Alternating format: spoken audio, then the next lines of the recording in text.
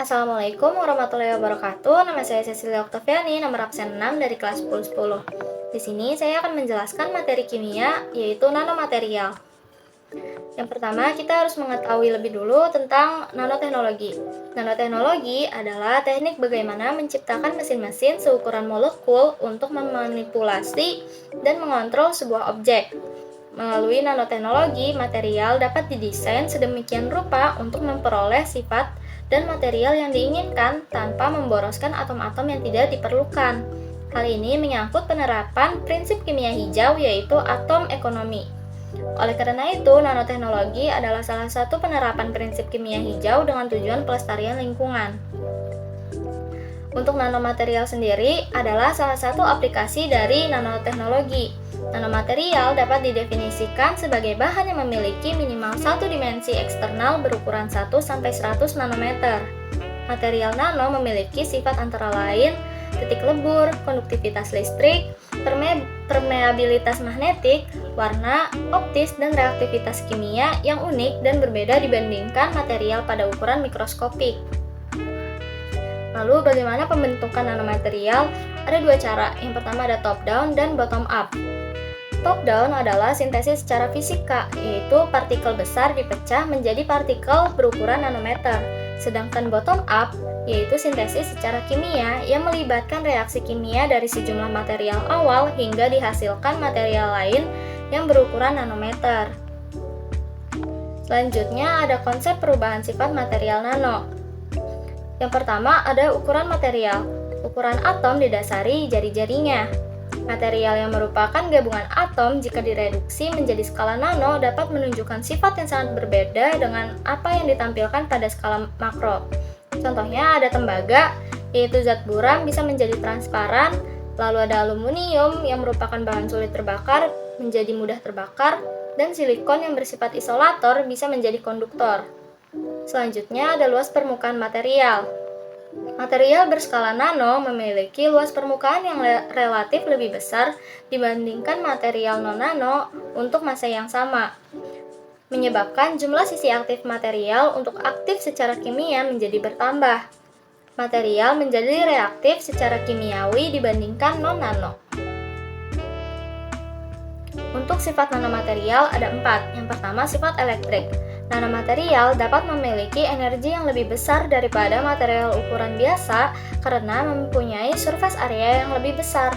Energi band secara bertahap berubah terhadap orbital molekul. Yang kedua ada sifat magnetik. Kekuatan magnetik adalah ukuran tingkat kemagnetikan.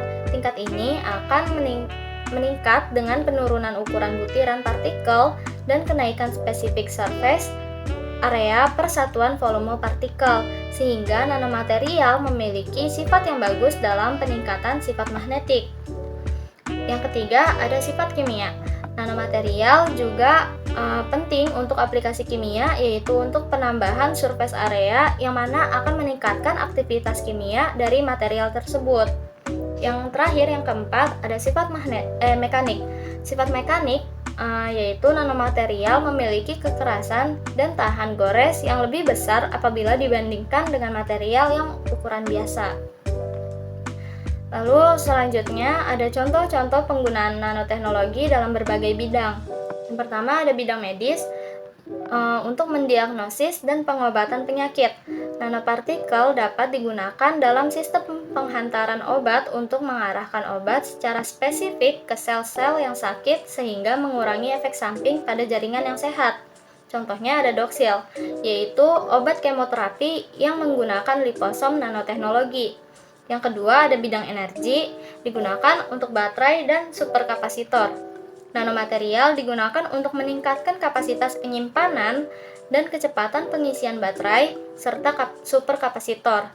Contohnya yaitu baterai lithium-ion dengan elektroda berbasis nanomaterial seperti grafen. Selanjutnya ada bidang lingkungan. Digunakan dalam pengelolaan air. Nanomaterial digunakan untuk memurnikan air dari kontaminan seperti logam berat, bakteri, dan senyawa organik. Contohnya nanofilter yang menggunakan nanotube atau nanopartikel perak untuk menyaring polutan. Yang keempat ada elektronika dan IT. digunakan dalam penyimpanan data. Nanomaterial memungkinkan pembuatan memori dengan kepadatan data yang sangat tinggi, contohnya memori flash berbasis nanoteknologi.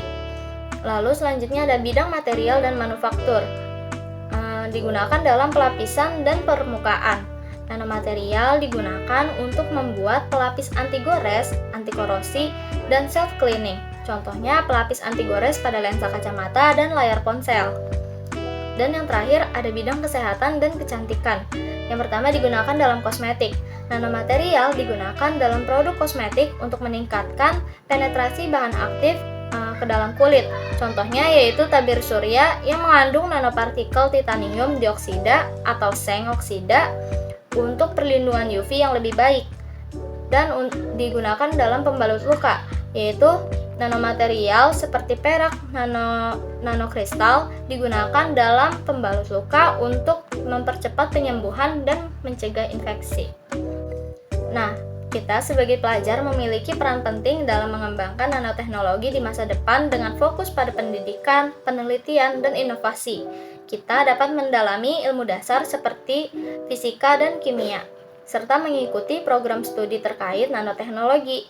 Dengan berkolaborasi secara internasional dan memanfaatkan teknologi modern, pelajar dapat membantu mendorong kemajuan nanoteknologi yang bermanfaat bagi masyarakat dan lingkungan.